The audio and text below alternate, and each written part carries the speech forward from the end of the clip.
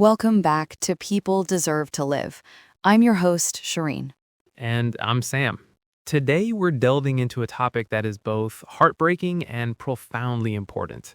We're going to discuss the ongoing humanitarian crisis in Iran, focusing on the facts and the very real human stories behind the headlines. Our goal, as always, is to remain unbiased and centered on the human experience. To understand the depth of the current struggle, we first need to appreciate the depth of the culture it's happening in.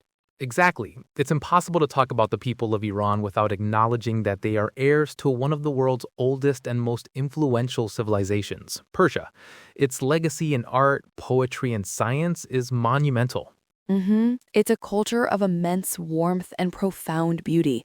But this rich heritage now stands in stark contrast to a grim daily reality.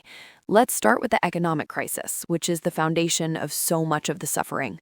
It's a perfect storm of factors. Decades of crippling international sanctions combined with severe domestic mismanagement have created a state of hyperinflation.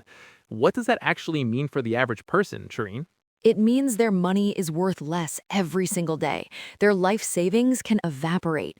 It means a trip to the grocery store becomes a source of anxiety, as the prices for basic goods like bread, rice, and meat can double or triple in a short time. And it goes beyond food, right? It's a public health crisis.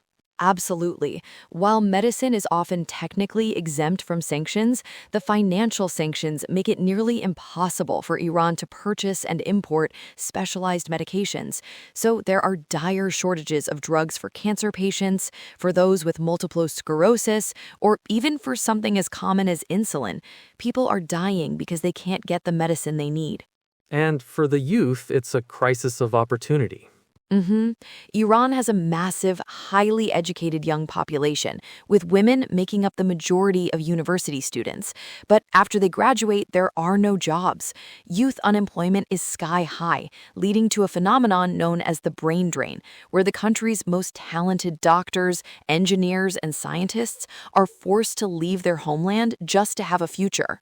On top of this economic despair, there is an intense layer of social and political repression. Freedom of speech, press, and assembly are severely restricted. Any form of dissent can lead to imprisonment. Right. And no group feels this more acutely than women. They face systemic, state-sanctioned discrimination. There are laws governing their dress, their right to travel, their status in divorce and custody battles, and even what sports they can watch. It's a constant, daily erosion of their fundamental human rights. This combination, economic collapse and social suffocation, created an environment where a single spark could ignite a firestorm. And that spark came in September 2022. The death of Mahsa Amini. She was a 22-year-old Kurdish Iranian woman visiting Tehran with her family. She was arrested by the morality police for allegedly wearing her headscarf, or hijab, too loosely. Just hours later, she was in a coma, and she died 3 days after that. Her death became a symbol for decades of oppression. It unleashed a wave of fury and grief that erupted into a nationwide protest movement, led by a powerful three-word slogan, Zan, Zendegi, Azadi. Woman, life, freedom. Let's really dive into what that means, because it's so much more than just a chant. It's a revolutionary manifesto. Woman is at the forefront, signifying that the oppression of women is central to the entire system of oppression. It's a demand for an end to gender apartheid. Life is a direct response to a regime that devalues human life, whether through economic neglect, violence, or executions. It's a demand for a life with dignity. And freedom is the ultimate goal. Freedom from tyranny, freedom of thought, freedom of choice. It connects all the struggles into one unified call for change. What makes this movement so distinct is who is on the front lines. This is a youth-led revolution. We've seen incredible footage of schoolgirls taking off their headscarves in their classrooms and chanting in the streets. University students have been at the very heart of it. And their battlefield is both physical and digital. The digital frontline is crucial. Absolutely. Social media has been essential for protesters to organize, to share evidence of the state's crackdown with the world, and to show each other they are not alone. And the government knows this. Their primary weapon against the digital frontline is to simply shut it down. They've imposed widespread internet blackouts, cutting people off from the outside world and from each other, making it much harder to organize and much easier for authorities to commit abuses in the dark. And those abuses have been horrific. The state's response to these protests has been one of extreme and unrelenting violence. Human rights organizations like Amnesty International have documented it extensively. Security forces have used live ammunition, metal pellets, and severe beatings against unarmed protesters. Hundreds have been killed, including dozens of children. And the crackdown extends beyond the streets. There have been mass arrests, with reports of over 20,000 people detained.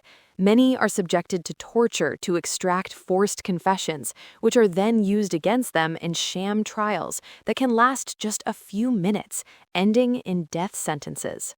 Yet, in the face of all this, the acts of defiance continue. They're small and large, and breathtakingly brave. Yes. The most powerful symbol has been women publicly removing their headscarves, cutting their hair, or burning their hijabs. In the context of Iran, this is not just a protest, it is a direct, revolutionary challenge to the very foundation of the regime's authority. So, as we approach our conclusion, the main point we must emphasize is the extraordinary resilience of the Iranian people.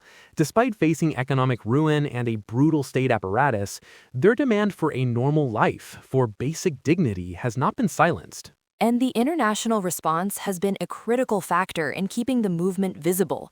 While governments have been slow to act, the Iranian diaspora and human rights advocates worldwide have organized rallies, lobbied politicians, and used their platforms to amplify the voices on the ground.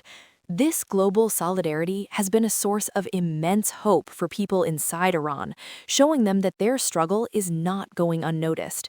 It's a powerful example of how interconnected our world has become, where a protest chant in Tehran can echo in cities across the globe.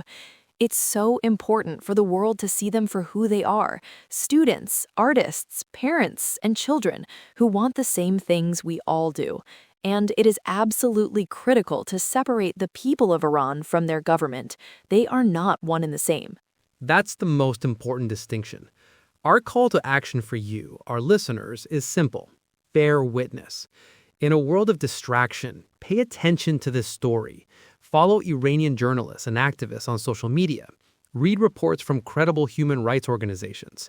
Sharing their stories is a way to fight against the silence the blackouts are designed to create. Thank you for joining us for this vital conversation on People Deserve to Live.